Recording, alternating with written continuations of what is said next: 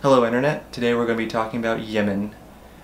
I'm going to start it off in 2011 with the Arab Spring and a revolution in Yemen.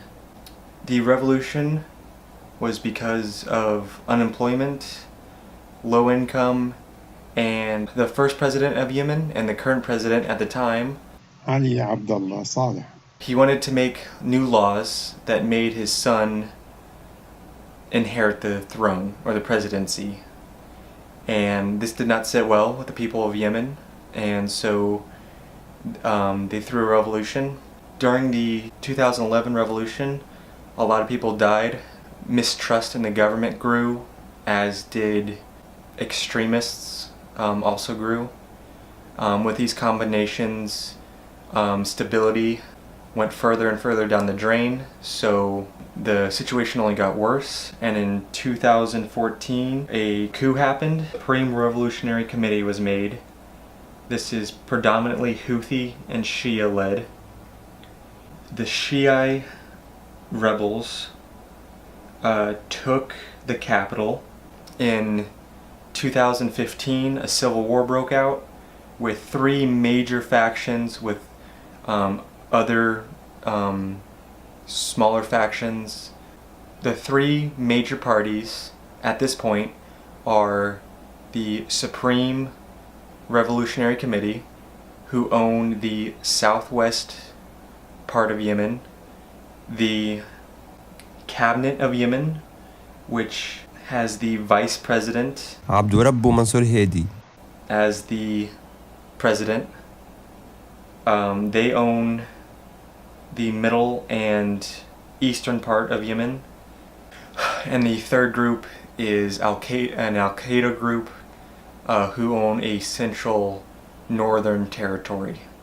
The Supreme Revolutionary Committee, who is Houthi and Shia, are supported by Iran, and Iran is supported by Russia.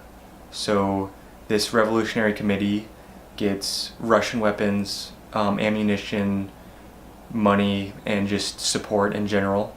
The Cabinet of Yemen is predominantly Sunni.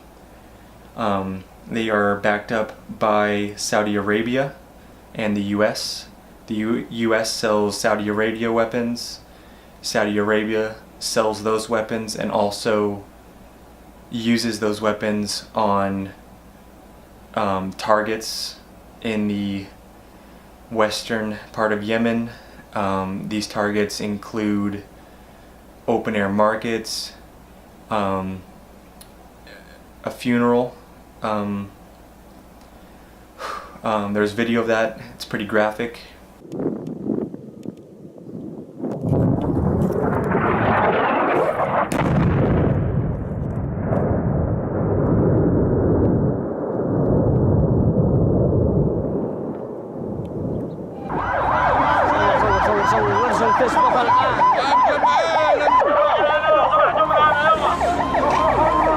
أتينا إلى هنا في الضربة الأولى أول ما ضربوا، وبعدين جينا ندخل نسعف إذا بالضربة الثانية فعلت مجزرة مروعة بالمئات بالعشرات تحت الأنقاض.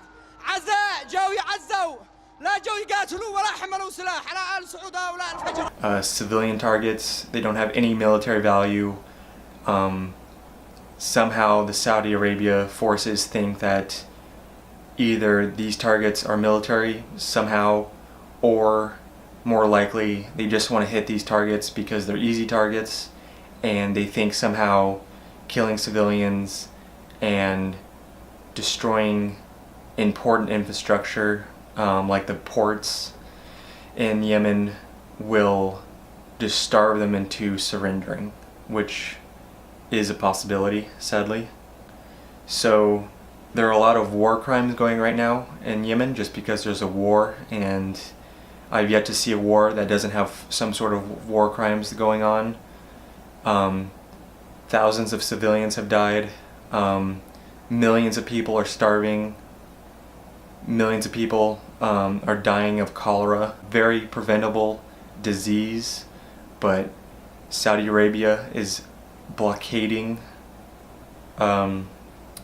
western Yemen from getting supplies and food from the UN or any other provider.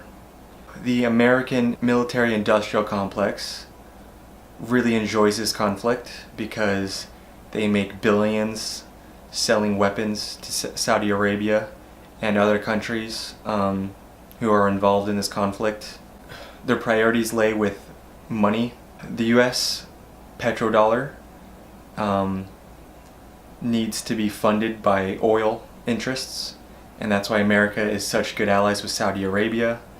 And Saudi Arabia is having a lot of issues of their own. They're running out of water, and they're starting to fall apart because they have a very old way of governing.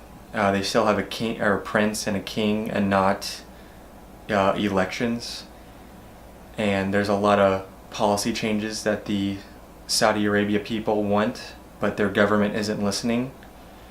So instead of listening to the people, the Saudi Arabia government would rather wage a war against Western Yemen. This kind of distracts the public, as most wars do, from other problems that they could be solving, but they rather not because it's too expensive or whatever excuse they want to use.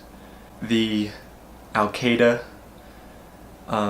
insurgency is growing just out of the chaos of the situation. Every time an American drone, a Saudi Arabia drone kill civilians, their family and neighbors become radicals because they see America as this terrorist country because we kill innocent people. We hit the wrong houses. We hit houses with people we deem terrorists, but there's also innocent people hit by that. And for every one terrorist we kill, it creates, 10 new radicals. So that Al-Qaeda group is only growing, and America needs to not kill civilians. And if we kill any terrorists or people that we deem military threats to America, then we have to not kill any civilians with them.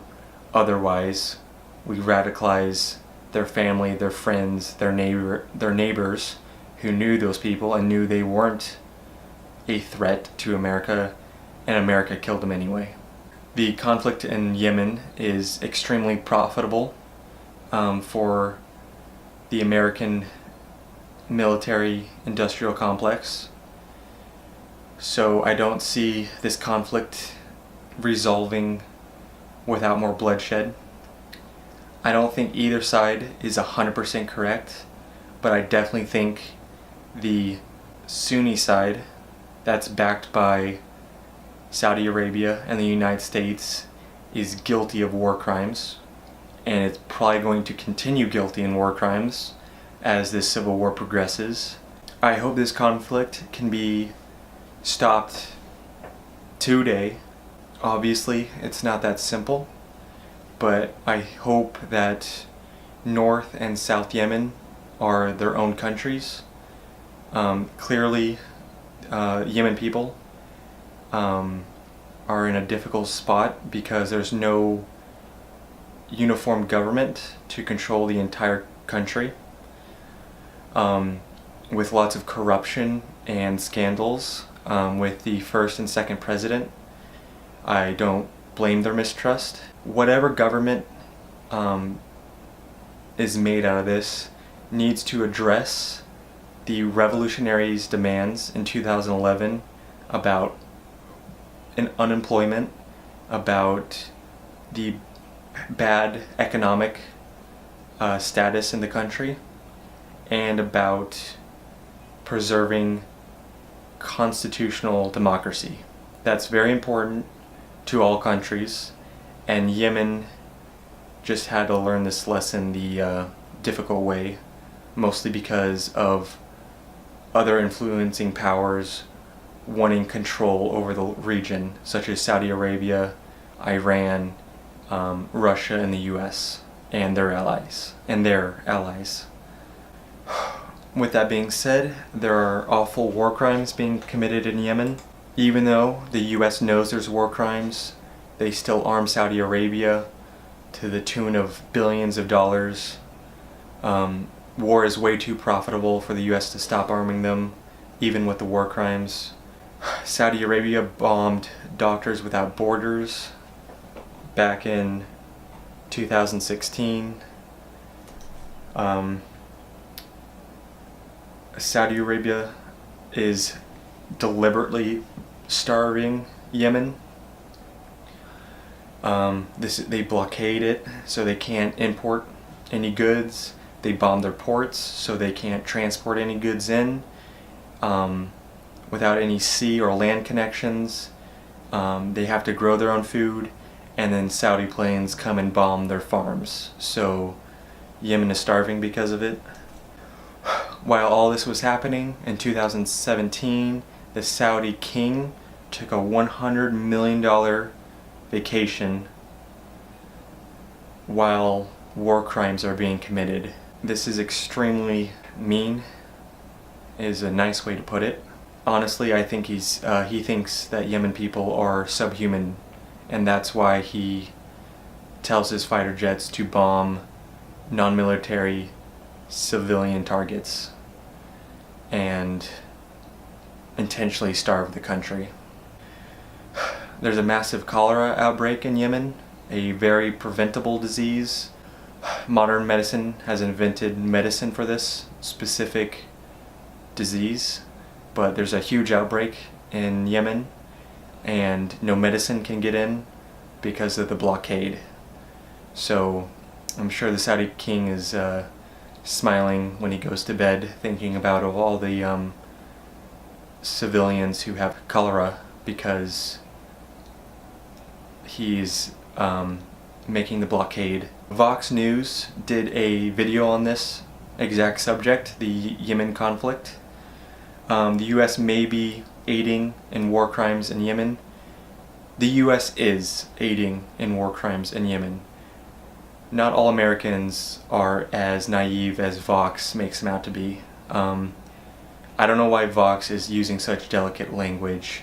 It's obvious that American bombs are landing and killing Yemen civilians. Yemen civilians can take pictures of Made in America on the bombs. So clearly the US has a hand in the war crimes being committed. They mentioned civilian targets being hit, which is good for Vox. They show the US selling lots of military equipment to Saudi Arabia, along with other countries, but Saudi Arabia is using them for war crimes at the moment, so they're the most important. They mentioned cluster bombs, which is important because a cluster bomb is pretty much a bomb made of really smaller bombs, and not all of the bombs go off when they detonated, so it's pretty much a bomb that spreads a bunch of landmines all over the ground. So even after decades after the war is over, a kid or a civilian could be walking along and just have their leg blown off because they just stepped on one. So it's awful that we use these, that we make them, and that we sell them to Saudi Arabia to be dropped on Yemen, or any other country for that matter, but it just happens to be Yemen at the moment. They show how the US is refueling Saudi Arabia aircraft in international waters so they can continue longer bombing runs. They mentioned some good statistics about who have died. Almost 400,000 malnourished children. I'm sure that number's grown since Vox made this. It was back in 2016. It's been 2 years, and that war hasn't got any better, if not worse. 10,000 people have died from preventable disease such as cholera, and 3 million people have been displaced out of their homes because they've been bombed and they can't live there anymore, or other reasons. Again, this was in 2016, so I'm guessing those numbers have probably doubled by then. I like to take this time to mention also that The US has been in Afghanistan for 17 years now. Both parties agree on this. If both parties agree for this amount of time, both parties agree on endless war. War is profitable to a very select few, but it's extremely profitable. So those companies lobby in the US, and they have their fingers all over politicians, such as Trump and Obama, because the Yemen conflict was going on during the Obama era, and Obama sold weapons just like Trump. And I'm sure Trump will sell more, and I'm guessing the next president is going to sell them too, unless we get a more principled president in America. The US is just not going to stop selling weapons. They love to hear that there's war, because that means they can make massive amounts of money. Or at least a very select few in Washington can make millions and millions of dollars, while also having the taxpayers pay for it. I don't think Americans know how much of their paycheck going to bomb someone else they never met and who did them no wrong. I hope Americans just stop paying their taxes until they realize what they're funding as far as wars go. It makes me sad and angry. In short, I hope America stops selling all weapons to Saudi Arabia. I think Israel also needs to take a chill pill when it comes to war.